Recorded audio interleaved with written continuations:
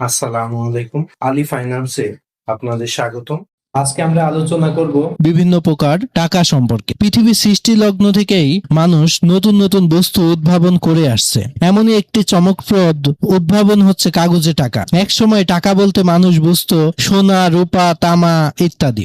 এগুলো ছাড়াও tally, stick, লবণ ইত্যাদিকে মুদ্রা হিসেবে ব্যবহার করা হতো। তবে মধ্যযুগের পরবর্তীতে ইউরোপে বহুল ব্যবহৃত একটি মুদ্রা হয়ে যায় সোনা। তবে সোনার ব্যবহারের সমস্যা হচ্ছে এটি ওজনে ভারী এবং ঘরে সংগ্রহ করে রাখা অনিরাপদ। এই সমস্যা এড়াতে আগের যুগের মানুষ স্বর্ণকারের সিন্ধুকে সোনা জমা দিয়ে আসতো। বর্তমানে আমরা যেমন ব্যাংকে টাকা জমা দিয়ে রিসিপ্ট নিয়ে বাড়ি ফিরি, ঠিক তেমনি সেই যুগের মানুষ সিন্ধুকে স্বর্ণ জমা দিয়ে তার বিপরীতে একটি কাগজ নিয়ে বাড়ি ফিরত। কাগজে লেখা থাকতো এই ব্যক্তি সিন্ধুকের এতটি স্বর্ণ মুদ্রার মালিক। এভাবে কিছুদিন যাবার পর মানুষ ভাবতে শুরু করলো সিন্ধুক থেকে সোনা না তুলে বিক্রেতার হাতে কাগজ তুলে দিলেই হয়। কেউ চাইলে স্বর্ণকারের থেকে সোনা আনতে পারবে অথবা নিজেও রিসিটের বিনিময়ে অন্য কিছু কিনবে। এই চিন্তা থেকে নামবিহীন রিসিট আসা শুরু হয়, অর্থাৎ রিসিট যার হাতে থাকবে সেই হবে সোনার মালিক। এভাবে বড় কেনাকাটায় রিসিট ব্যবহার চলতে থাকলো এবং মানুষজন কাগজ গ্রহণ করতে অভ্যস্ত হয়ে গেল।